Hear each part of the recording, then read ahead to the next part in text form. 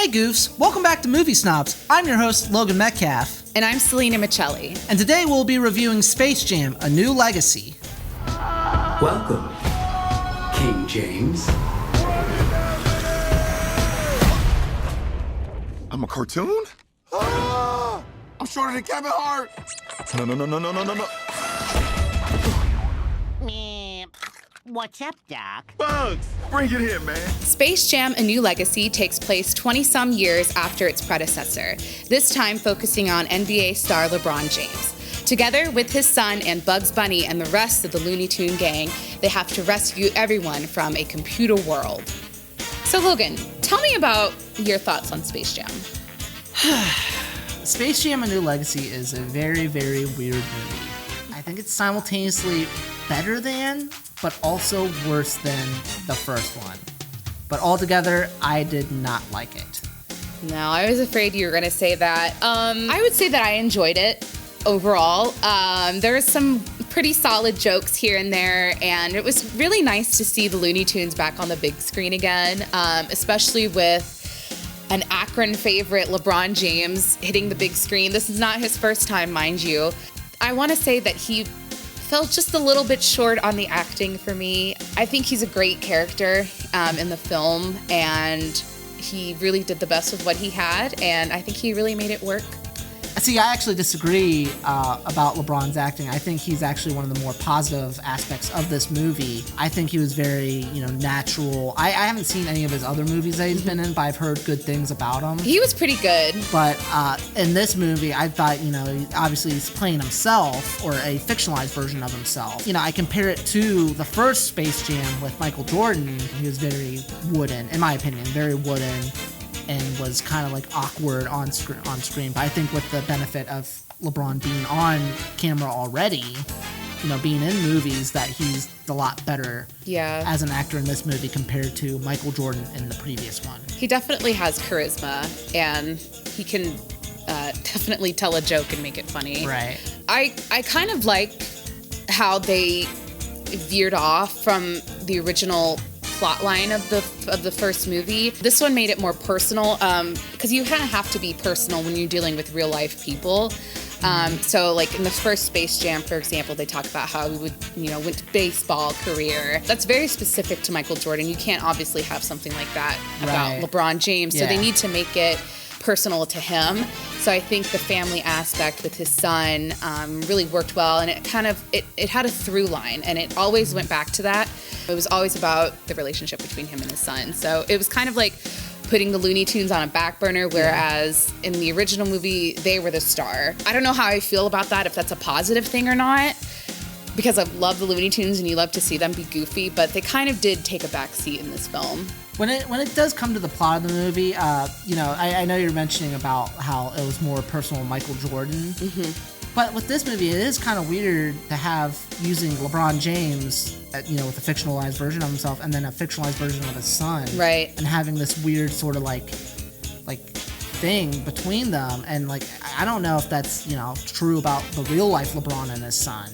It could be. You never know. It could be, but I don't know. There's some weird kind of thing with that, I think. But at the same time, though, I think I agree that it does give a little bit more of a better story to this film. Right. But then again, you're losing out on the Looney Tunes. You're losing out on Looney Tunes. With this movie, it's just more complicated in everything. It's just more things. They have to explain a lot. So with the plot of the first one, it's very simple. It's like, okay, the Looney Tunes get challenged to a basketball game. Mm-hmm. So they figure, let's get the greatest basketball player of that time, which was Michael Jordan, to help us. It was so easy. And then with this movie, it's just kind of this weird, like LeBron James gets sucked into the computer with his son, and his son gets kidnapped, and he gets challenged to a basketball game, but not it's kind of not really, and he gets stranded on the Looney Tunes world, and then there's this whole thing about how the Looney Tunes have gone off to different worlds. I don't know. It's just so it's so much more complicated for a movie that's just literally about what happens if the Looney Tunes meets LeBron James. Right. And in the beginning of the movie, Algae Rhythm was talking about how LeBron James is a social media superstar. He's got all these fans and all that. It's like he landed on LeBron James, but why not somebody else? It just felt like an excuse. Yeah. Which of course it kind of is an excuse because they just wanted to make another movie. So they were kind of just like, I guess, forcing a reason why they would need another basketball challenge. I know you mentioned Don Cheadle in this movie. Right. Another positive aspect, in my opinion, is him. I liked him too. As Algae Rhythm. Algae Rhythm. You could tell that he's had a lot of fun in this movie, and I think he was, I think he was bringing his A game. No pun intended to this movie. He did intend it, 100%. I would like to talk about just one of my nitpicks with the movie, the soundtrack and the lack of Space Jam song. The only song that you can play in a Space Jam movie, they didn't have it. I do agree about the soundtrack. Yeah. Obviously, I'm not a huge fan of the first one either, which, revoke my 90s card. But, yeah, bye. I do like the soundtrack from the first film a lot. I think it's one of those situations where, in my opinion, the soundtrack's a lot better than the movie it actually comes from. This new one, the soundtrack for it is... I didn't care for the song. Yeah. Tell me about your thoughts on how nostalgic this movie tried to be. Because there was definitely a lot of nostalgia effort tried to put into this film. You're talking more about like including stuff like the Game of Thrones. The character, the Batman. Because it's weird because I think obviously other than people our age, 90s kids who liked Space Jam stuff, I don't think kids nowadays really like Looney Tunes or really knows about Looney Tunes. They really don't. Obviously this movie is a kids movie for all intents and purposes, but they're not really catering towards kids. They're more catering towards us. Adults, yeah. And so, I think they have to include other stuff as well, and all this other things that Warner Brothers, which is the studio that released both the first Space Jam and this one, and who owns Looney Tunes, they have to have Game of Thrones stuff and Harry Potter. A lot of other, it reminded me of that, I haven't seen it, but it reminded me of that Ready Player One movie. Yeah, it's exactly like that. Yeah, because there's even a scene when the Iron Giant comes running in, and it's the exact same. Iron Giant's in this movie. Yeah, exactly. King Kong. Yes, exactly. So it was they're trying to throw all these characters and everything, and I felt like I was watching a commercial for a WB streaming service that doesn't exist yet. That's actually my biggest problem with this movie, is just in regards to that sort of thing. Because I wouldn't have a problem if they would have actually done something clever with that sort of referencing and stuff.